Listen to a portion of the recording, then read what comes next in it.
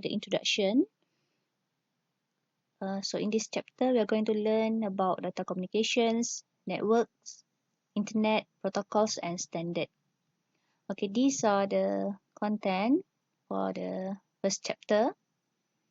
So I will cover data communications, components of a data communication system, the effectiveness of data communications, data flow, network topology, categories of networks, internet protocols, and standards. So for today, inshallah, I will cover some of these subtopics.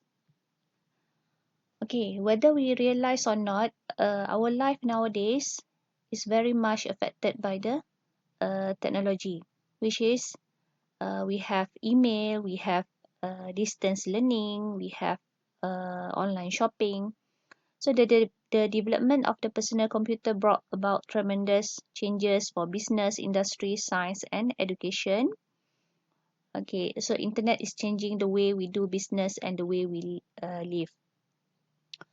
Okay, so when we are talking about distance learning, email, online shopping, it is not we human who communicate directly face to face as previously, but we use computer, we use internet to communicate or to send data. So when we talk about sending data or communicating through internet, we actually deal with data communication. Okay, so that is what our main issue here in our syllabus. Okay, so first you have to know about communications. Before we go into details in data communications, we try to look at two categories of communication. We have local and remote communication. So local communications means face-to-face communications. Okay, before this we have class face-to-face. The lecturer, the students are in the same physical space, in the same venue. Okay, so that is local communication. Okay, but when we are talking about at different places at the same time, but at different places, which involve with distance, it is called as remote communication. Okay, so local communications, as I said, usually occurs face to face. Remote communication takes place over distance, meaning that we are not at the same place. Okay. So the term telecommunication includes telephony, telegraphy, television, means communication takes place at distance. Then we come to the term data communications. Data communications means the exchange of data between two devices via some form of transmission medium such as wire cable. So when we talk about the data communication, that means we exchange data using devices, okay, through the transmission medium, usually wire cable. Okay, next we move to the components of a data communication system. Okay, from this figure, you can see we have 5 components in the data communication system. Okay, we have first, of course, we need sender, okay, who sends the data, and then receiver who will receive the data, and the message. Okay, the first sender, second receiver, third message. Okay, when we mention communication, of course, we need message. Okay, then we have what else in the figure? We have medium and also we have protocol. Okay, next we try to look at the definition. Okay, message. Message means anything. The information to be communicated can be text, numbers, pictures, audio, and video.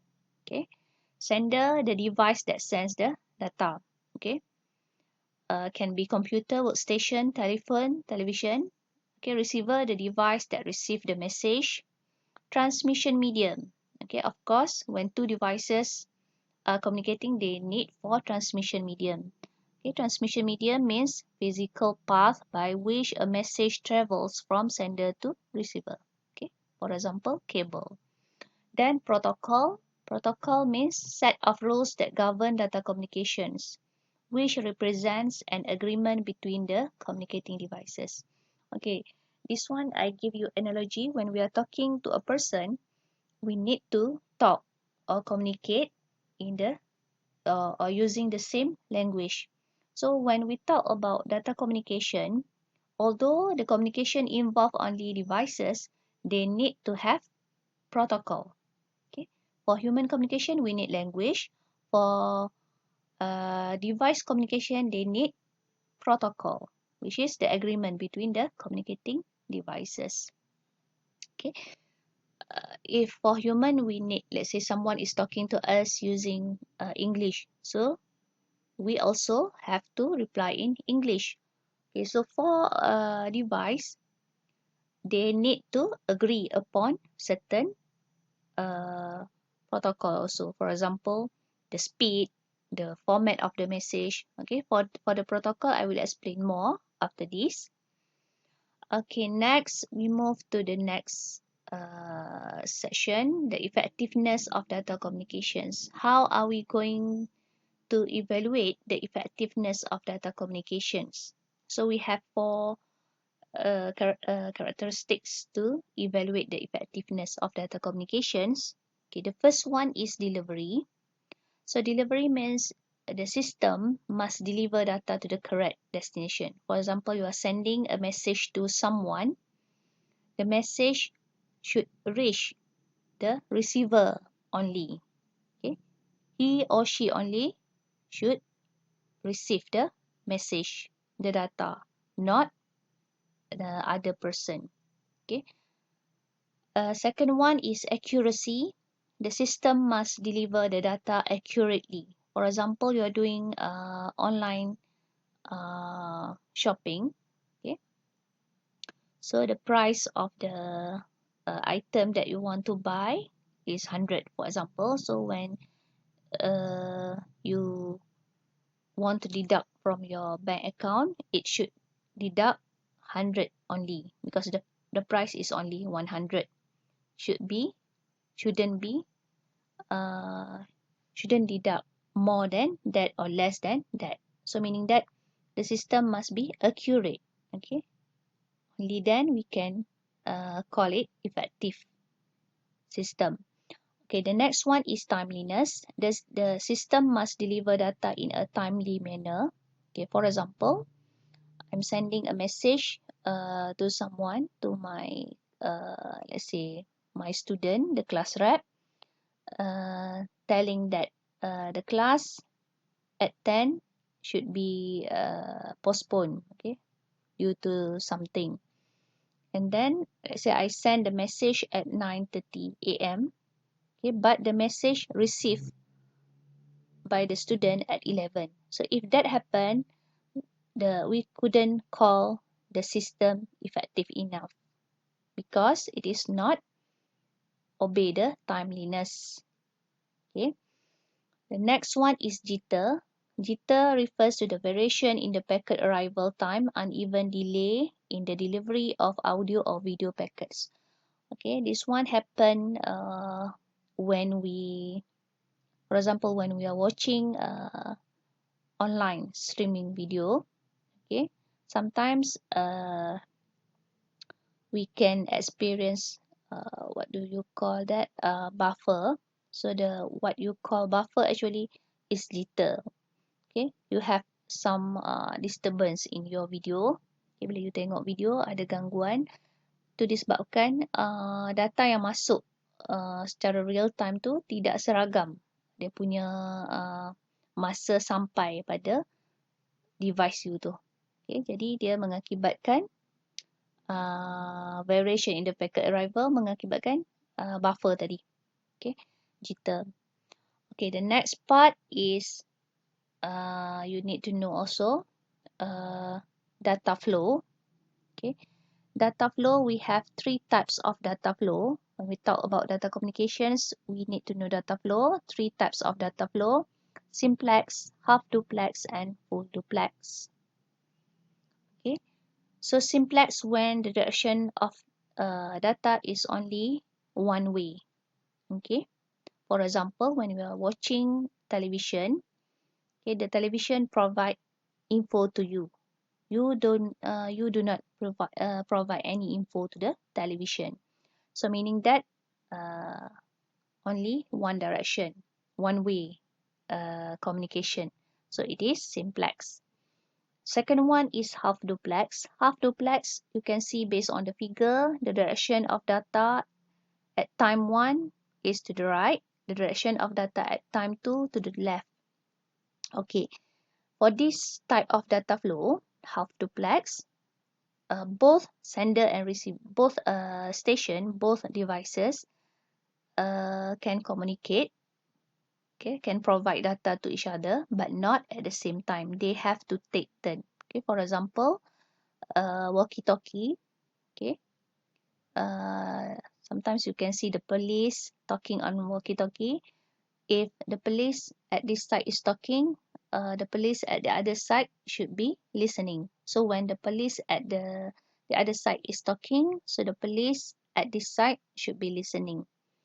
Okay, so they must take turn for half duplex data flow.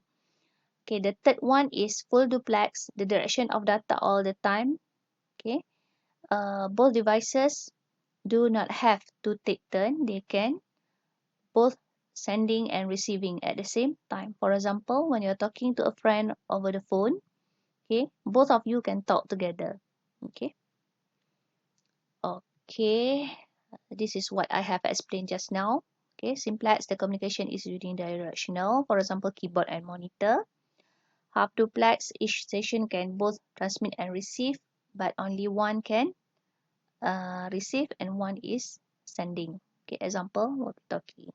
Okay, full duplex, telephone. Okay, next we move to uh, networks. Okay, networks is a set of devices. Okay, usually we call it nodes connected by communication links.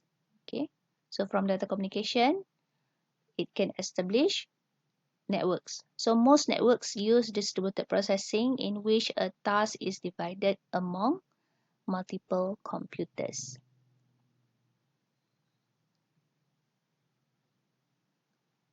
Okay, network criteria.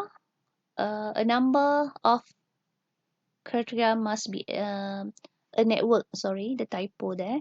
A network must be able to meet a certain number of criteria.